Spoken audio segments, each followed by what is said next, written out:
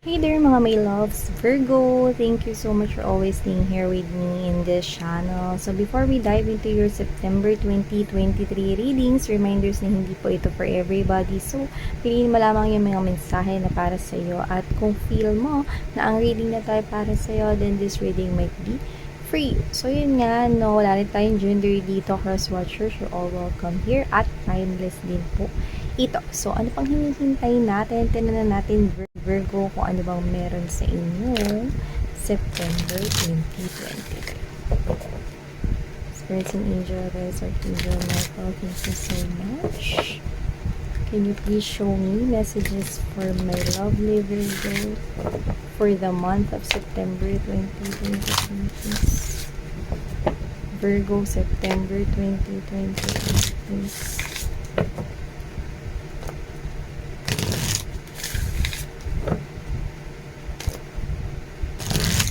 Spirits and Angel, guys. Messages for Virgo for the month of September 2023, please.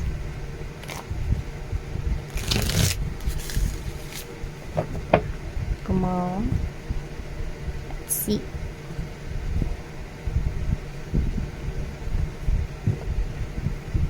So Virgo, we have here the here and now. So, kung kayo man ay nagmo-move forward ngayon sa isang sitwasyon, sa isang bagay, or sa buhay ninyo right now, I'm so proud of you kasi halos nasa gitna na kayo ng inyong pag-move forward. Okay, so with the here and now, kung nakikita ninyo na we have here the past and there's the future. I can see that you're heading towards the future because the wind is pointing. Okay, yung plug mo is pointing in there. So, ibig sabihin you're following here the wind, change in the wind, and I can see that you want positive changes with your life. Number 32 could be your age, or you could be in your 30s. Maybe that's very specific for someone watching here, but age doesn't matter. Okay, ang nakikita ko general message here is you're moving toward the future here and you're confident. I can see red is standing out right here. There are lots of self-care, self-love na binibigay mo sa sarili mo dahil gusto mo ng pagbabago. 5 is the powerful number of spirituality. So I can see here that you want changes for your life, and I can see you moving forward here. Beautiful. And yeah, I can see you with the imagine. You could be manifesting here something. Yeah, look at that. Alam mo, kung mapapansin mo, unti-unting nabubuo yung manifestation mo, no? Meron ka rito minamanifest, no, na unti-unti mo rito na-attract sa yung realidad, di ba? When you're manifesting, you're attracting something or someone that you desire, at tingnan mo, nabubuo na rito at uma-appear na unti-unti sa yung realidad, at maaaring ito ay makuha mo. This is your judgment, mahal. Okay? This is your judgment, Virgo. Whatever it is that you're manifesting, with the moon right here, yeah, you do not see it right now, pero nabubuo mo na ito. So, in no time, at maaaring yung iba, no, sa September, ay maaaring makamtan mo na, or makuha mo na, or mag-manifest na sa yung realidad ano man itong minamanifest mo. So, you can manifest anything, imagine anything, mga dinidesire mo. You can do some techniques, water techniques, scripting techniques, vision board, kung ano man yan, no? Syempre, samahan mo ng paniniwala, no? At huwag kang mag-doubt, no, na deserve mo yan. So, yan, no, move lang mga babes, no, move forward lang. I can see you here, no, na mas pinipili mo yung mga positibong pagbabago, no, sa new life kaysa bumalik sa nakaraan. And yeah, we have here the exchanging gifts. Yeah, you are exchanging gifts with the universe right here. So I can see, no, parang sinasabi dito kasi 27 is right here, mga babes. When you add it up, what will you get? 9. 9 is the number of wish fulfillment, diba? Parang sinasabi ni universe, akin na yung mga past baggages mo. Akin na yung mga problema mo, Virgo. Bibigay ko sa'yo yung wish mo. Basta ibigay mo sa akin yan. Yan. Talikuran mo yung mga basura mo, yung mga problema mo sa buhay. Huwag mong isipin at huwag ka masyadong pa-apekto sa mga conflicts sa life. Akin na lahat ng yan. ibigay mo na sa akin. Yan, yan, gano'n na Virgo. So, nakita ka rito mga babes, no, na ibig sabihin, para kayo nagtitrade, palit kayo ni universe dito.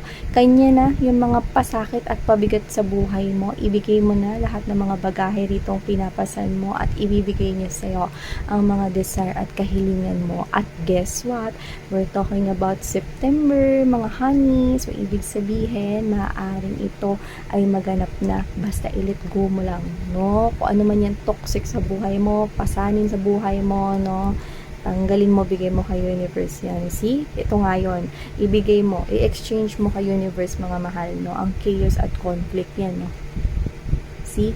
Para meron ka ritong ma-achieve. This is the banderitas. This is the symbol of celebration right here. Babalanse yung buhay mo.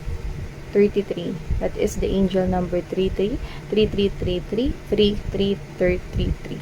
So whatever it is, I can see that your life will be get into balance or in the state of balancing right here. Basta ibigay mo, exchange mo. Ang ganda, no? Kasi the universe is asking you for the baggages, no? Sa mga basura, sa mga trashes sa buhay mo, no? Pero papalitan nila ito ng mga celebrations, achievements, success, what yung dinidesire at hinihiling mo rito. Yeah, yun. No?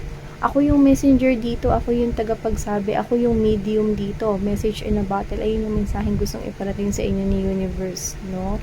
Alam mo ba na ang tubig na ito ay isang simbolo ng emosyon, ng feelings rito. So, dahil mahal ka, no, ni God, ni universe dito, no, gusto niya ipagkaloob rito, okay? Ang wish mo, kung ano man yan, basta ibigay mo lang lahat ng mga nagpapabigat sa buhay mo rito. May love.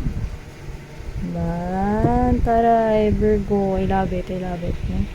Pinampa natin. Tuloy-tuloy lang, no? Alam kong mahirap kasi nasa gitna kayo, pero nasa gitna na kayo. So, ibig sabihin naka-move forward na kayo, no? Kunti na lang, my loves. Tsaka kung ano yung hinuhulma ninyo, ini-imagine, minamanifest nyo yan. Protect your energy. Kasi I can see you na nakakatak mo na yan sa mundo mo. Ano man yan? Dream car, dream house, pangarap para sa pamilya, happiness, emotional fulfillment, love life, lahat yan, mga babes, lahat yan. I can see na isa sa mga sign ay napapanaginipan mo na yan. It's showing up in your dreams. Wow! You're manifesting here really, really big. It's huge right here. So, wow, how, diba? How generous ang universe dito, no? Nakapalit ng mga trashes at mga basura sa buhay mo ay ang 10 of Cups. Wow. Diba? Bigay mo na yan, Virgo. Oh, tanong mo, itutupa rin talaga nila yung wish mo. Mahal. 9 of Cups is here. Wish fulfillment. Okay, basta you need to work on your inner self, ha? At saka, syempre, na magpaganda ka rito. Kang papekto sa mga nega. Sa mga nega sa buhay mo, sa lahat ng mga nanakit sa puso mo, kung sino-sino man sila, kilala mo na sila. Actually, may mga epal pang paparating, pero sila ay mga parte ng pagsubok, okay? Huwag mo na lang silang pansinin, no? Diba? Sabi ko sa'yo, changes, nasa transformation ng buhay mo ngayon, Virgo. Okay? Dumadaan ka sa pagbabago kasi gusto mo ng mga pagbabago. Pero huwag kayo matakot every time nakikita ninyo yung tower because the tower brings positive changes. Diba? Ikaw to na nililet go mo na lahat ng mga baggages, mga basura sa buhay mo, no? Lahat ng mga nakit ng damdamin mo, no? Lahat ng hindi naging concern at hindi ka na-appreciate, hindi nila nakita yung value at importansya mo. I can see those things ending because I can see you cutting them one by one. Yeah, it's hard, pero nasa gitna ka na, mahal. Nasa gitna ka na. Okay? See? Focus on yourself. Focus on your stability, but stay grounded. Focus on your target goals. Focus on your plans. Focus on your dreams and goals. Okay? But stay humble. Yun yung nakikita ko dito. I can see you getting the life that you want. I can see you achieving whatever it is that you want in your stability. You want your money to grow. You want your money to increase. You want your money to ascend. It's happening. It's about to happen. It's here. Okay? Queen of Coins energy. This is your energy, my loves. This is the change that you're manifesting, and boom. Ayan na. Hinulma mo, diba? Andito na Virgo, yun. Diba? Yung Queen of Coins energy. You're manifesting real big. Okay? Yung hawak mo na yan, dadami yan just like the 10 of Coins.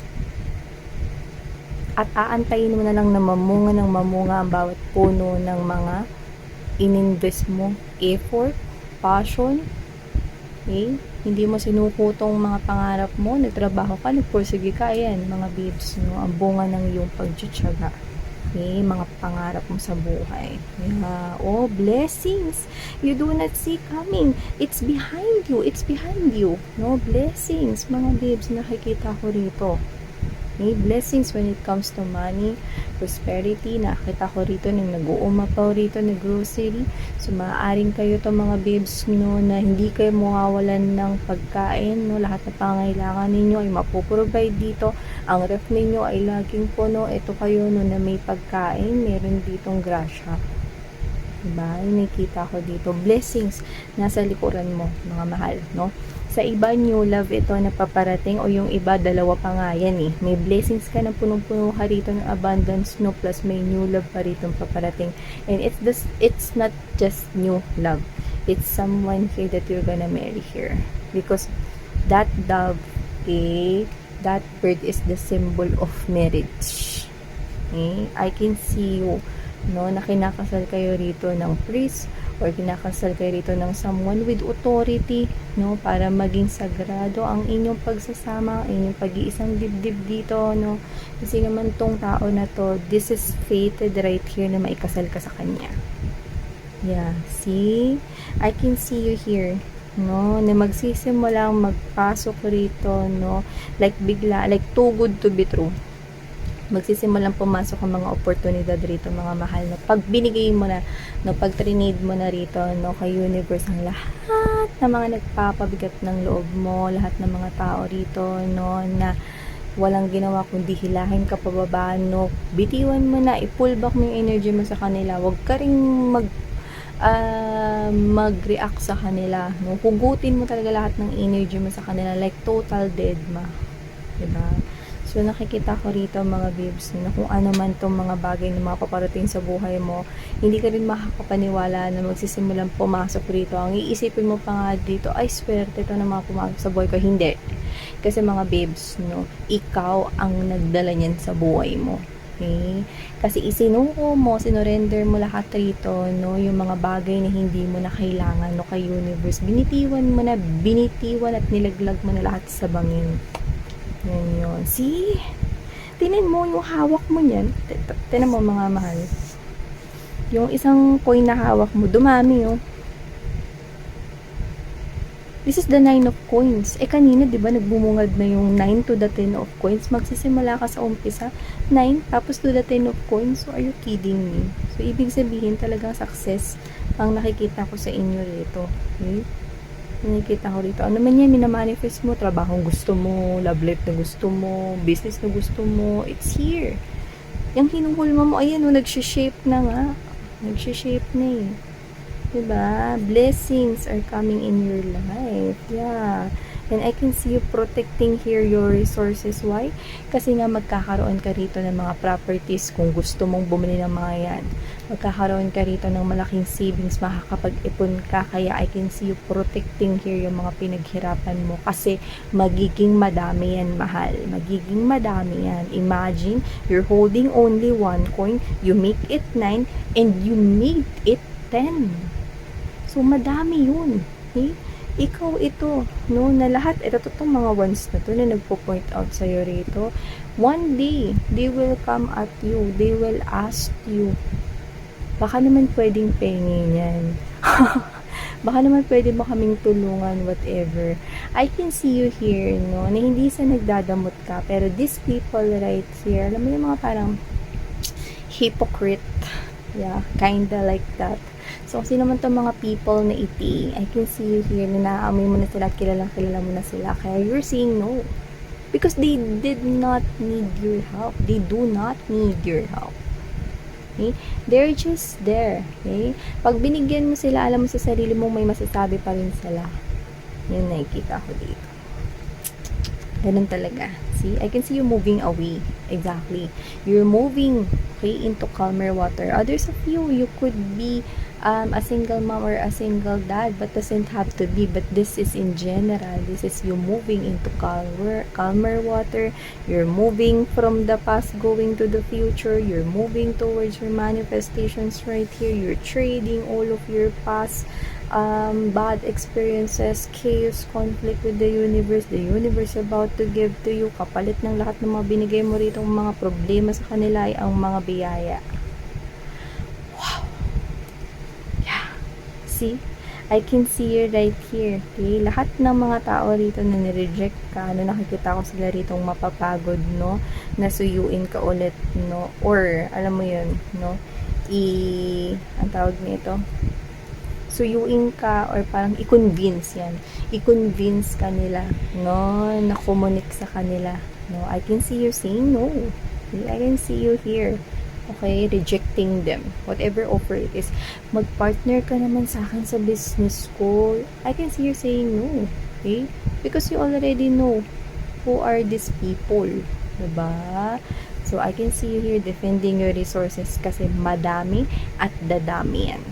Okay. Ang oportunidad na ito ay maaaring magpakita sa buwan ng Setyembre. Ang kinakailangan mo lang gawin, mga mahal, ay ang ibigay na lahat yan. I-barter nyo na yan, i-trade nyo na yan kay universe, no? Yung mga basura, yan, no? Bago nyo yan i-trade, mga babes, so sa nangungulekta ng mga basura, no? Meron pa kayong mga dapat na mga ibazura, yan, no? Sa inyong buhay, kundi ang inyong mga excess baggage at kung ano-ano pang baggages from the past. So, thank you so much, Virgo. Sana ngayon love and life. Annyeong.